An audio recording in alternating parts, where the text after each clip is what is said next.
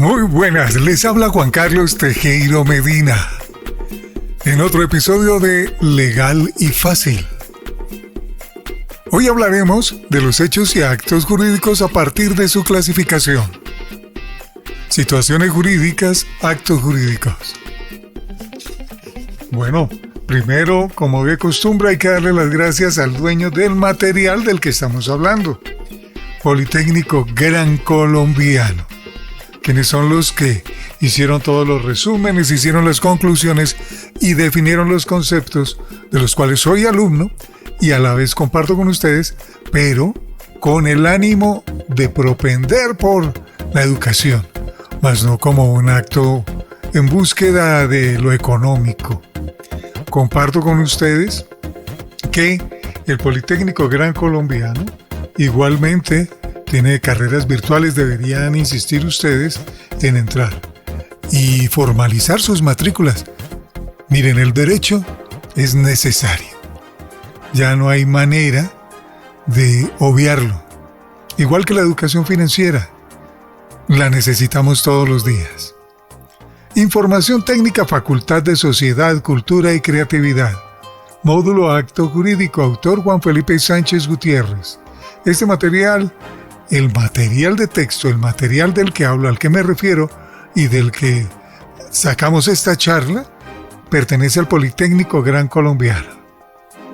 Muy amables, muy agradecidos. Situaciones jurídicas y su clasificación. El hecho o mero hecho. En palabras del profesor Enrique Peña 2011, un hecho es todo lo que sucede o acontece y que tiene vocación de producir o no consecuencias jurídicas.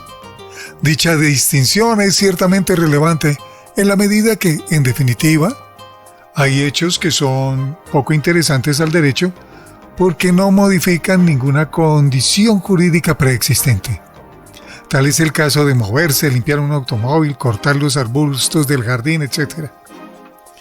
Por su parte del río, los hechos son, en general, fenómenos de la naturaleza que pueden estar condicionados por la acción del hombre, sin distinguir en ningún momento su finalidad. Sin embargo, los hechos que realmente interesan al mundo de lo jurídico son aquellos que tienen la vocación de alterar de alguna manera la esfera jurídica existente. De esto es posible iniciar una clasificación. Por un lado, existen hechos que no tienen la aptitud de alterar la realidad jurídica, hecho lato o mero hecho. Y por el otro, hechos que son relevantes para el derecho en cuanto crean o modifican relaciones jurídicas. Así las cosas, los hechos modifican el mundo material. Pero cuando afectan a algún tipo de relación o situación jurídica, se convierten, además, en hechos jurídicos. Inestrosa 2015. Bueno, vamos. Hecho jurídico. A diferencia de los meros hechos, los hechos jurídicos constituyen una fuente no voluntaria de obligaciones, prevista por el ordenamiento jurídico. En este sentido, los hechos jurídicos tienen dos elementos constitutivos: la tipicidad legal del hecho, la previsión legal de una situación jurídica y la asignación de una consecuencia jurídica ante la involuntariedad de la ocurrencia de dicha situación. En otras palabras, la comisión involuntaria de determinada situación prevista por el orden jurídico. Por ejemplo, dañar un bien ajeno. Tiene una consecuencia jurídica prevista allí mismo, la reparación y el pago de perjuicios. Por otro lado, los hechos jurídicos pueden ser naturales o humanos, y estos a su vez pueden ser voluntarios o involuntarios. Así, póngale cuidado. Hechos naturales. Esta clase de hechos, como bien su nombre lo indica, son inherentes a la misma condición humana: nacer, morir, enfermar, el transcurrir del tiempo, etc. Su ocurrencia no depende propiamente de la voluntad, ni tampoco de las leyes. Además de los ya nombrados, debe considerarse también los hechos producidos por la naturaleza sin intervención humana alguna: la lluvia, la caída de las hojas, la nieve, etc. La muerte es, en efecto, un hecho natural que se da con el transcurrir del tiempo. Naturalmente, todos vamos a morir en algún momento y, en teoría, no media la voluntad en este acto. Sin embargo, En escenarios como el suicidio asistido o el suicidio ordinario, aunque la muerte sigue siendo un hecho natural, sí que media la voluntad de la gente, porque es este quien decide en qué momento morir. Varios autores aún discuten si aquellos hechos deben considerarse como naturales o voluntarios del ser humano. Podemos agregar el aborto tocándolo de lado. Eso lo hablaremos más adelante. Hechos humanos. Son las acciones que voluntariamente realiza una persona y que indirecta o indirectamente causan efectos jurídicos en la esfera que los rodea. Peña 2011. Hace referencia a que estos hechos son voluntarios y que sus efectos jurídicos no son los perseguidos o queridos por su causante. En virtud de ello, pueden ser lícitos o ilícitos. En idéntico sentido se pronuncia del Río Vial 2006 al aseverar que aquellos hechos que no les son relevantes al derecho deben ser únicamente considerados como hechos simples y nunca como hechos jurídicos. Para el profesor Fernando Inestrosa 2015, inclusive, el hecho jurídico es aquel que la norma establece como idóneo para la producción de ciertos efectos jurídicos que, a la vez, van de la mano de una relación jurídica. Dentro de los hechos jurídicos se pueden encontrar una infinidad de ejemplos. Sin embargo, no todos aquellos tienen una cualidad en común. Todos, sin excepción, generar efectos jurídicos. Además, estos se encuentran divididos en una serie de subgrupos, atendiendo ya sea a su complejidad, su continuidad, la clase de efectos que causen, entre otros. El hecho jurídico adquiere dicha calidad en la medida en que su acaecimiento permite cambiar una realidad preexistente, creando, modificando o extinguiendo distintas calificaciones jurídicas. Por ejemplo, el matrimonio es para el derecho un hecho jurídico de relevancia, puesto que su acaecimiento comporta una serie de modificaciones a la realidad previa existente, como lo es precisamente el Estado civil. Otros hechos jurídicos pueden dividirse de acuerdo con la manera en que se producen, de forma instantánea o continuada. Los primeros hacen referencia a aquellos hechos que empiezan a producir sus efectos en el momento mismo de su ocurrencia. Los segundos, por su parte, son hechos que necesitan inexorablemente la continua realización de una serie de acciones para que eventualmente puedan producir sus efectos jurídicos. Ejemplos de estos últimos se pueden referir la interrupción de la prescripción o los años de continua convivencia entre una pareja para constituir una unión marital de hecho. Continuamos con los hechos jurídicos positivos y negativos. Acción y omisión, por ejemplo. Los efectos jurídicos que se presentan con ocasión de un hecho pueden darse por la acción o inacción humana. De un lado, se dan porque voluntariamente un sujeto quiere que de sus actos se desprenda un efecto jurídico que inexorablemente se va a dar derivado de su voluntad. Por otro lado, están los hechos que se dan por la omisión del sujeto a lo que normalmente estaría obligado. Por ejemplo, personas de los consejos de administración que saben que se está cometiendo un hecho ilícito y callan. No sé, de pronto lo hacen, comillas, de buena fe, aunque esto termina haciéndole daño a terceros que también actuaron de buena fe porque los nombraron confiando en ellos. Como ejemplos de los hechos positivos puede nombrarse cualquier tipo de acciones en la que medie la voluntad del sujeto para su realización, pues depende de su acción que ésta se realice. Con respecto a los hechos negativos, su ocurrencia recae en la omisión, voluntaria o no, del sujeto y que lógicamente configura una serie de efectos jurídicos. En tal sentido, la constitución en mora es, en efecto, un hecho negativo, puesto que la omisión de pago del deudor emerge una serie de efectos jurídicos que solamente nacen a partir del incumplimiento. El positivo o acción es el que está pensando en hacer las cosas y que sabe sus consecuencias y así mismo lo hace. Y el de la omisión que conoce pero calla, Eso es un problema grande. Hechos jurídicos según efectos. Vamos a ver qué son. Los hechos se clasifican en la manera en cómo modifican la esfera jurídica que los rodea. De tal forma, los hechos pueden extinguir, modificar o constituir situaciones jurídicas determinadas. Algunos autores hacen referencia, además, a hechos jurídicos impeditivos. Hechos constitutivos, veamos a ver, son aquellos a los que se les atribuye la creación de una situación jurídica susceptible de producir efectos jurídicos. Entre estos hechos, lógicamente, se encuentran todas las fuentes de las obligaciones, consignadas a su vez en el artículo 1494 de nuestro Código Civil. Un ejemplo muy sencillo, pero a la vez muy útil, es la prestación a la que dos o más partes se comprometen por intermedio de un contrato. Como se ha estudiado, el contrato da lugar al nacimiento de una relación jurídica entre las partes y, en virtud de ella, una serie de obligaciones que se convierten en ley para los directamente implicados. Hechos jurídicos modificatorios. Hacen referencia a aquellos hechos que, por su propia naturaleza, sufren modificaciones, ya sea por la propia voluntad de la naturaleza, como en el caso de la abulsión, o por voluntad del sujeto, como en la accesión. Código Civil 713 artículo. Hechos jurídicos extintivos. Los hechos jurídicos extintivos son aquellos que dan por terminada una situación jurídica existente. Saldar una obligación pecuniaria es el mejor ejemplo para esta clase de hechos. Por ejemplo, la hipoteca o un crédito. Saldar una obligación pecuniaria. Ese es el hecho jurídico extintivo, un ejemplo cerquita a nosotros. Hechos jurídicos impeditivos. Atacan directamente a los hechos constitutivos, pues su ocurrencia impide la materialización de estos.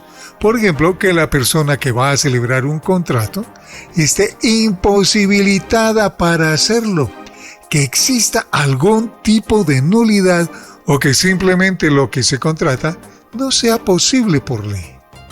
Actos jurídicos y su clasificación. Los actos jurídicos son en esencia la manifestación jurídica de la voluntad humana, tendiente a producir efectos jurídicos que modifican, extinguen o crean situaciones jurídicas. A la vez, estos actos pueden ser lícitos o ilícitos, bilaterales o unilaterales y excepcionalmente involuntarios cuando no media la voluntad consciente de la gente. Para la doctrina tradicional voluntarista, la diferencia clave entre los hechos y los actos jurídicos radica en la voluntad del sujeto para obtener los efectos jurídicos de su actuar, mientras que en los primeros esencialmente no media la voluntad humana, puesto que su ocurrencia se da principalmente por fenómenos naturales, que a la vez causan efectos jurídicos. Por el contrario, los actos jurídicos son aquellos en los que sí media la voluntad de la gente, puesto que aquel sí busca conscientemente un resultado, producto de su actuar. Aun cuando para otros autores no resulta tan clara la diferenciación entre los diferentes tipos de hechos y los actos jurídicos, lo que esencialmente los diferencia es la intencionalidad o voluntad que rodea a unos y a otros. Inestrosa 2015. Así, la diferencia entre hechos y actos jurídicos no radica únicamente en que estos sean naturales o humanos, sino que serán actos jurídicos aquellos que la norma determine como tales, pues su definición va más allá de la voluntariedad del sujeto o de los fenómenos naturales que lo rodean. Así las cosas, los actos jurídicos se pueden clasificar de la siguiente manera. Actos jurídicos ilícitos. Como su nombre lo indica, son aquellos actos voluntarios o involuntarios que contravienen la norma. Su acaecimiento trae consigo que los efectos jurídicos perseguidos por el negocio jurídico sean imposibles de obtener o por lo menos no obtenibles conforme al derecho. Lo que persigue el ordenamiento en últimas es actuar en procura de los intereses de la eventual víctima, bien sea evitando la realización del negocio con objeto ilícito u obligando al causante del daño a repararlo. Les recuerdo que, como les puse yo de ejemplo, el contrato de una tierra que no aparece por un dinero que me utilizaron, o uno de unas contrataciones ilícitas con todos los efectos y los daños colaterales que tuvieron dentro de mi conjunto. Bueno, y los actos jurídicos lícitos son aquellos que van conforme a la norma y hacen parte de ella. Su función es aglomerar en un solo concepto todos aquellos actos que, por su naturaleza, se adecúan a la normativa y producen efectos jurídicos conforme a ella. Actos jurídicos unilaterales. Actos que por su naturaleza son de disposición única de una de las personas que participa del acto jurídico, pero que causa efectos jurídicos tanto en su persona como en terceros que se ven directamente afectados de dichos efectos.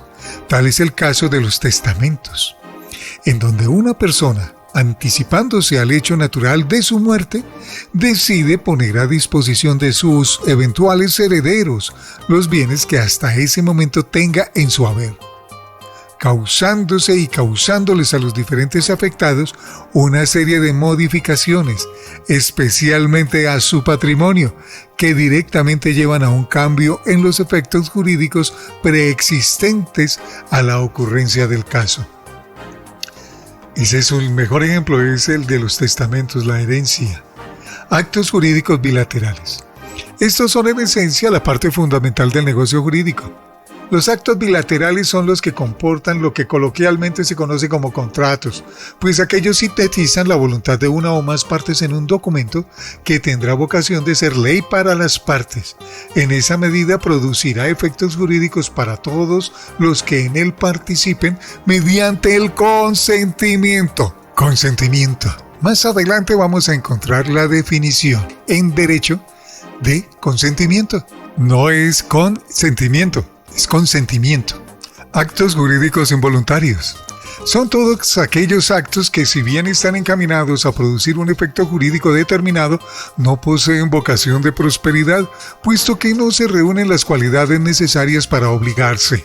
En los términos del artículo 1502 del Código Civil, es por ello por lo que los legalmente incapaces no pueden celebrar ningún tipo de acto jurídico, ya que, aunque los efectos perseguidos por el acto estén inconfundiblemente definidos, no puede presumirse de ninguna manera que éste sea legalmente capaz para contratar. Aunado al anterior, todos los negocios jurídicos son a la vez actos jurídicos, pero no todos los actos jurídicos son negocios jurídicos.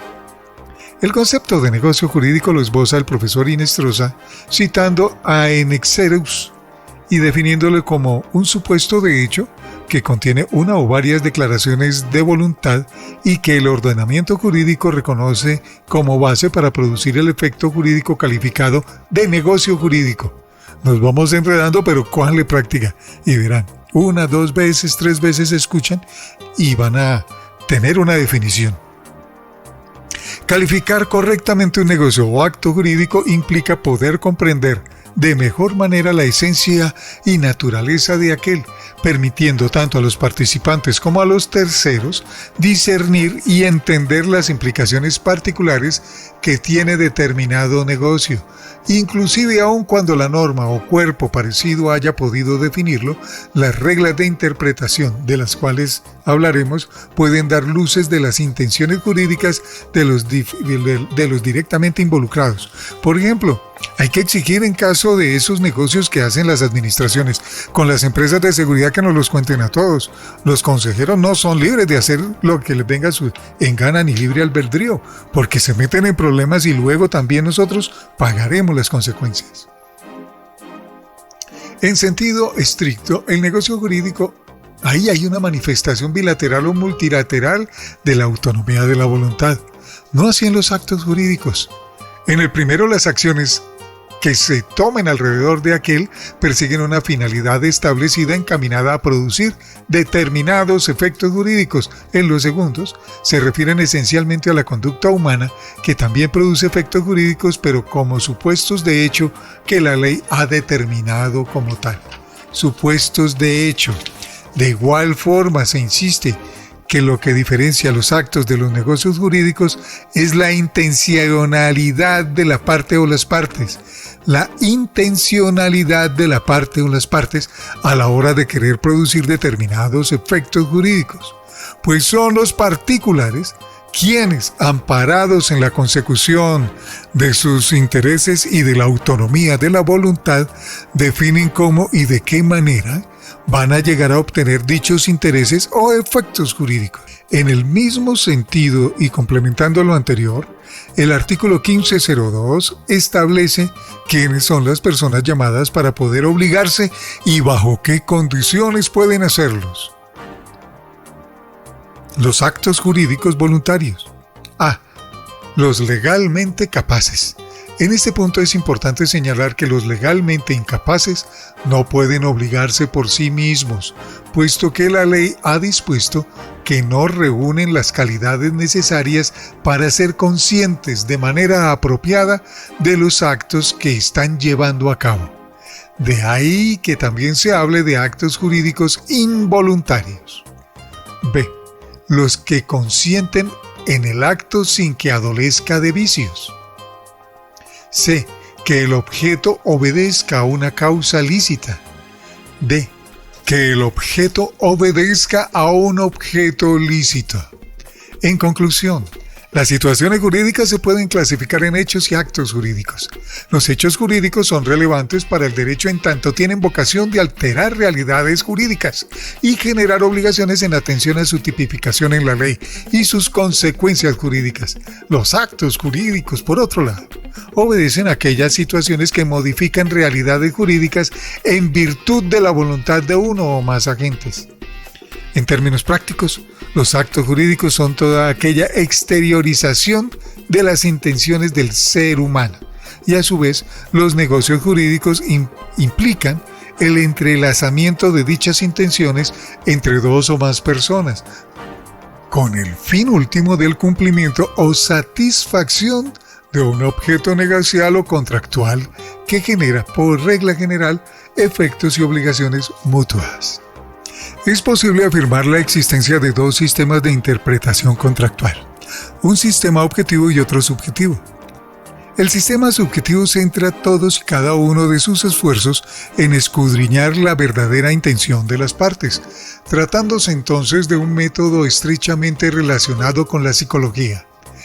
El Código Civil se manifiesta a grandes rasgos que, conocida la intención de los contratantes, debe estarse a ella más que a lo literal de las palabras. Código Civil 1887, artículo 16-18. A partir de lo anterior, es posible afirmar que el sistema de interpretación acogido por nuestro sistema jurídico es precisamente y principalmente subjetivo. El sistema objetivo, por otro lado, implica una tarea que reclama la búsqueda de la voluntad que se puede inferir de lo declarado en el contrato. Este sistema se aleja totalmente del estudio de la psicología para adentrarse exclusivamente en aquello que solo es posible conocer desde la externalidad de la voluntad, es decir, su manifestación. Una interpretación objetiva priorizará darle sentido a aquello que se pueda inferir del contrato. Tal y como se había anticipado, el Código Civil colombiano incorpora algunos principios útiles para la tarea interpretadora del contrato, los cuales se enuncian a continuación. Veamos a ver los principios. El principio de intencionalidad. Tal y como se refirió en los párrafos precedentes, implica la valoración de la verdadera intención de los contratantes más allá de lo que se diga con lo literal de las palabras. El principio de especialidad, en cuanto solo serán aplicables aquellas disposiciones normativas aplicables a la materia de lo contratado. En ese sentido, por generales que sean los términos usados por los contratantes, estos solos se pueden referir a la materia sobre la cual se convino. El principio de efectividad, a sabiendas de que el contrato se interpretará de tal manera que pueda producir algún efecto. El principio de concordancia, dado que el contrato debe preservar los efectos propios de su naturaleza. En otras palabras, en atención a este principio, deberá interpretarse el contrato de acuerdo con su naturaleza y sus cláusulas en relación con el mejor sentido que le dan al contrato. En atención a esto, es posible usar otros contratos suscritos por las mismas partes como auxiliar de interpretación. Y el principio de favorabilidad, en atención al favor debitoris. En caso de que, para la interpretación del contrato no sea posible aplicar ninguno de los anteriores principios, el negocio deberá ser interpretado en tal sentido en que se favorezca al deudor. Vamos a hablar de las referencias. El Congreso de la República, 1887, 20 de abril, Ley 57 de 1887, cuando se expide el Código Civil colombiano, redactado por don Andrés Bello, que incluye antecedentes de las acciones populares. La Corte Suprema de Justicia, 1936, sentencia del 19 de julio de 1936, Juan Francisco Mujica. Cuides Camacho, Obligaciones, Universidad Javeriana. Cifuentes Castro, Derecho de las Obligaciones con propuestas de modernización. Del Río Vial, 2006, Teoría General del Acto Jurídico, Editorial Jurídica de Chile. Inestrosa, Tratado de las Obligaciones 2, de las Fuentes de las Obligaciones, el Negocio Jurídico, Universidad Externado de Colombia. Peña Peña, Teoría General del Derecho, ECOE Ediciones. Les habló Juan Carlos Tejero Medina. Legal y fácil. Algo que debemos hacer siempre. Leer, investigar, buscar, comprender, consultar. Nos vemos en el próximo capítulo.